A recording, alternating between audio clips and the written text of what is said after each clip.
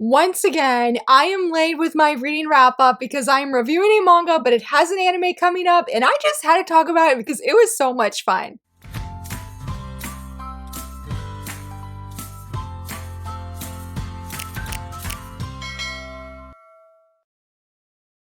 Hello friends, happy Friday, so very excited that you're here. I am reviewing another manga, this time in honor of the anime that's coming out, I believe this Sunday. Super hyped, super excited, and just really excited to talk about this manga because it was so much fun. It was a blast, and I'm like, people need to know about this because it was a digital only by J Novel Club. Now it has physical manga, and it just feels super underrated, and it needs some more hype and love. And the manga I'm talking about that I feel deserves more hype and love is Tearmoon Empire, the manga. I believe the light novels are digital only, and they've been out for a while. Like most people I know who are a fan of this series are a fan of the light novels. I have not read them. I've only read the manga. So funny, let me pause. I was about to start rambling. Let me first tell you what this manga is about before I tell you a whole bunch of thoughts, because I have a bunch of thoughts on this. So I'm reviewing volumes 1 and 2, and in case if you're not familiar with this story centers around this young girl here. Her name is Mia. But the thing is when this manga opens up, she's actually either 20, I think she's 23, but she's in her young 20s, and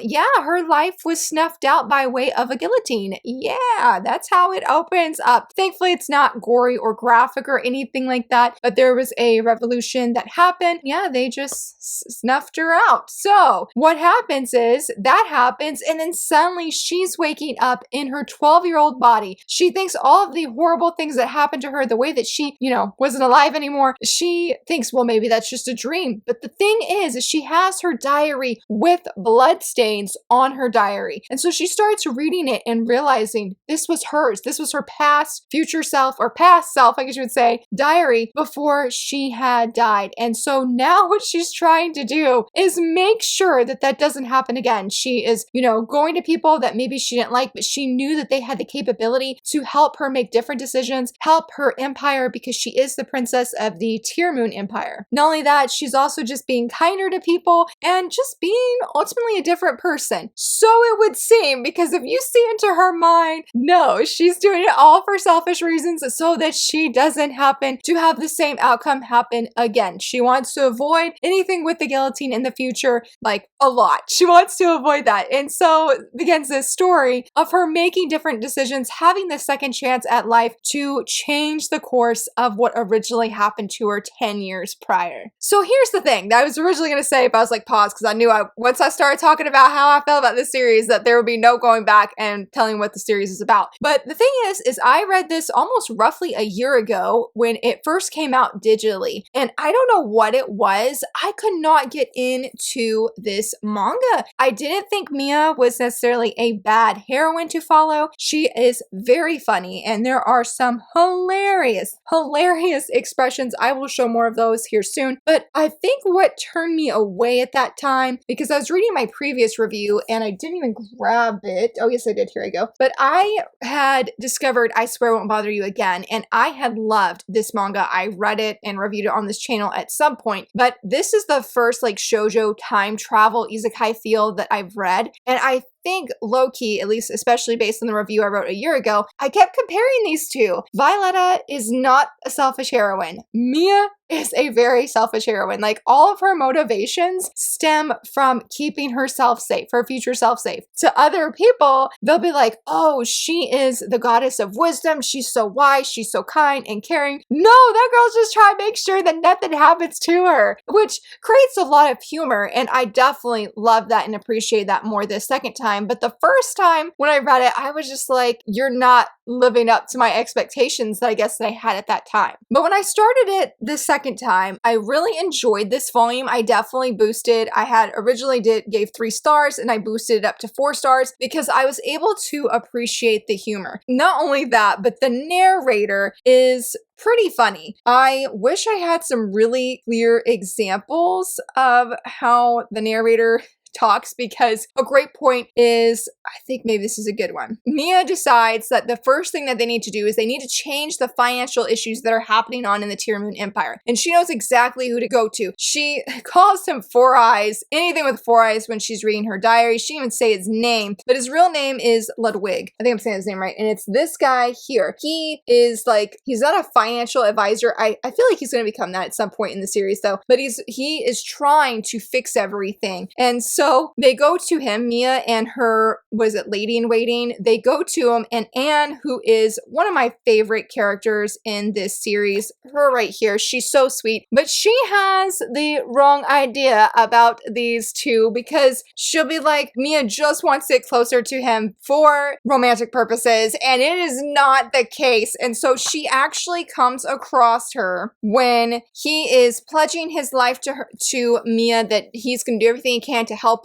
restore the kingdom, make it great once more. And she over here is like, oh my goodness, I was right. She is in love with this young man. And the narrator's like, that is a horrible misinterpretation. Notwithstanding, Mia gains her second and greatest ally. And more often than not, that narrator just comes in and says the funniest things, because it gives you like this inside scoop to what Mia is actually thinking. Another really great example is like, they go to this church. There's some things that they're trying to solve, because Mia knows based off of her diary that there's going to be a really horrible event that happens, and they need to address this immediately. Like, they need it to be fixed, because if it happens, all of the hard work that Ludwig is doing thus far is just going to be void. Like, it's just going to be canceled out. And so she goes to this church and she is talking to the father there, and she's saying, I don't believe I've done anything so praiseworthy. After all, this place is a part of my beloved empire. And it's got all of these sparkles and such, as you can see right here, all the sparkles. She's like, well, the church inside, internally, she's like, the church is an international organization. If I get in their good graces, I can seek asylum with them if worse comes to worse. And then the narrator's like, no matter the time or place, Mia always puts herself first. And it is 100% true. Like, in every situation, ultimately, Mia is thinking about her future self. She's thinking of, again, how can she avoid that? And it causes a lot of interesting situations to happen, especially as things unfold in volume 2, where I was officially hooked on this series, that I'm like, I am going to be reading. I had already decided to pre-order volume 3. I don't remember why. I just was like, hopefully I will like it. And I did. I enjoyed it. But let me go back to volume 1 before I start gushing on that. So I thought the art was really well done. Talking to about Anne that I mentioned earlier, I love her. She has such a kind heart. Like, you see different memories from before that Mia very vividly remembers. And even when she first sees her, she recalls everything that everything that Anne did for Mia. And I admire her. She's so sweet. And she definitely makes this very bold declaration in the second volume, where she's just like, I fully trust and know that Mia is a great person, even though it doesn't internally, maybe not so much, but on the outside, that yes, it really does seem that way. And she just values Mia as an individual, not just as a princess, but as an actual person. And I have loved seeing Anne and Mia's relationship grow as this series unfolds, because it's so obvious that Mia deeply trusts her and values her opinion. We see that very strongly in volume 2 when it comes to matters of the heart, which Anne has no experience with. It's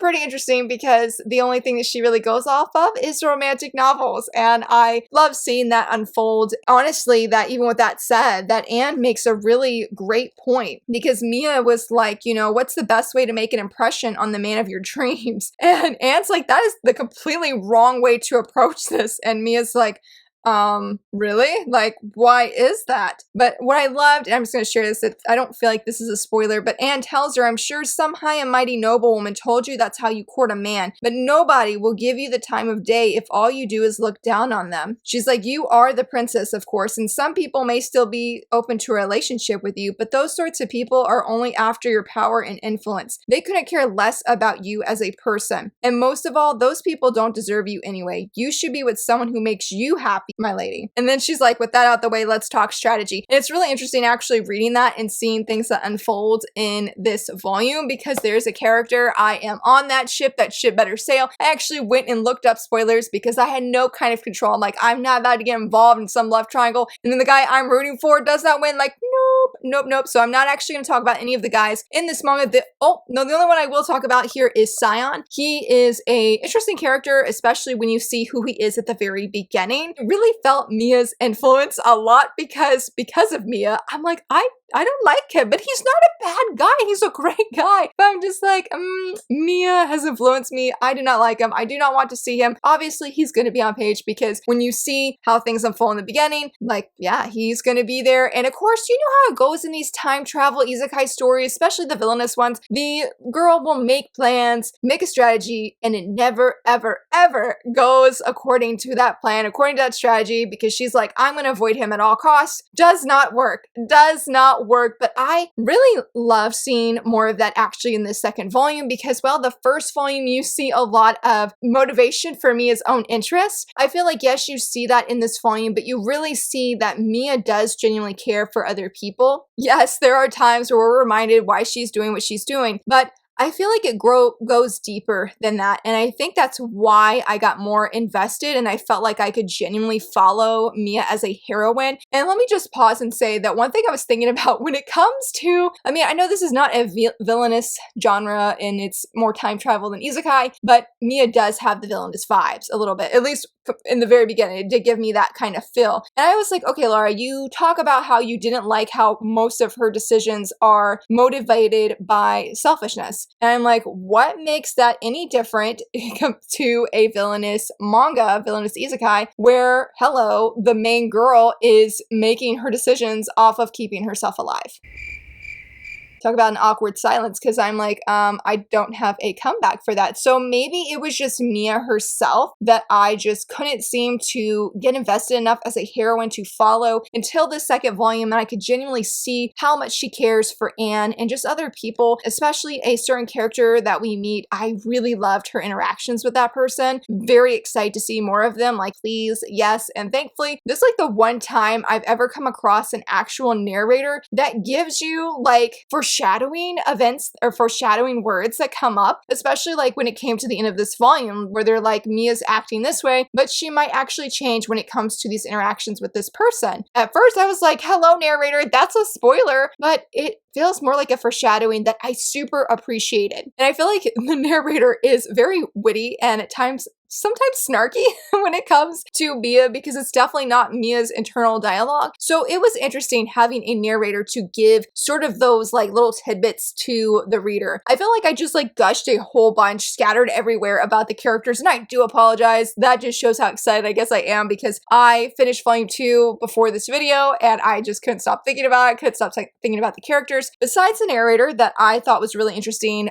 another great part is that I don't think I have any pictures I could show of this, well, except for this one because it's super beautiful. When it came to the world building, I feel like outside of Witch Hat Atelier, I've only read volume 1, but this had some of the most rich world building that I have read for a shoujo manga. Wait, Witch Hat Atelier is a seinen, but I feel like for, I guess me personally, for a manga in general, like I feel like we have world building reference, but there was actually a very non-descriptive map in this manga, and I feel like that is something that just doesn't ever happen when I read manga. Honestly, Witch Hat Atelier is the only one that I know of that has this really rich and immersive world where you just feel like it's so big and it's so luscious and great, and I felt like this was the same for this manga. Some of that might be is because Mia, halfway through this volume, it begins a new arc and she's going off to school, and so you meet a lot of different people and you see that they're from all over this world. I guess that's what I really appreciate because it felt like this world is very large and it's not just limited to the actual Tearmoon Empire, but to these other nations that Mia is going to be interacting with. I really appreciated that because I don't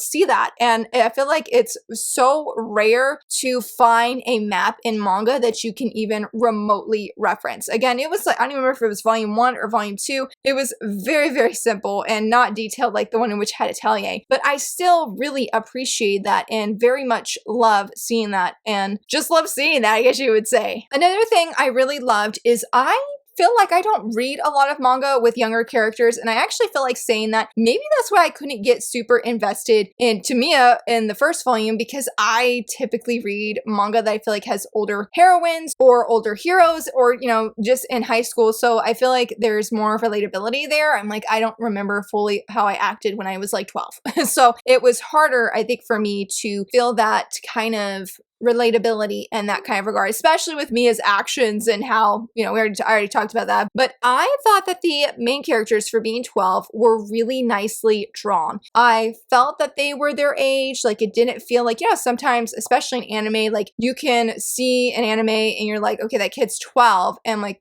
they don't look like they're 12 years old. You know what I mean? They'd be looking like they're 16 or up. But in this manga, Mia genuinely feels like she's 12 years old. She acts like a 12, 13-year-old. I found that refreshing in that regard, that she acted and seemed her age, which maybe sounds a little bit weird because I just said I can't remember how I acted when I was 12 or 13, but I still felt like she acted her age. I thought that was great, the gist of how that they were drawn. This little guy right here, and he's not little, but this guy right here, I love him. He's a cute little precious being, and he must be protected at all costs. I really liked how he was drawn, and so I just wanted to point that out because, again, I don't know really any other manga that's coming to mind where I have a protagonist that they're that young, and they stay that young. Like, it's not just a flashback, but they stay preteen of sorts. Now, talking about Mia, let's talk about the expression. So I feel like My Love Story, which I did review earlier this year, I feel like that, and Takane and Hana, that one, both of those series take the win in funniest expressions that you will find in manga. And I did review Takane and Hana as well, if you're curious. This series has to be number 3, or at least a super close contender, because I don't know how many times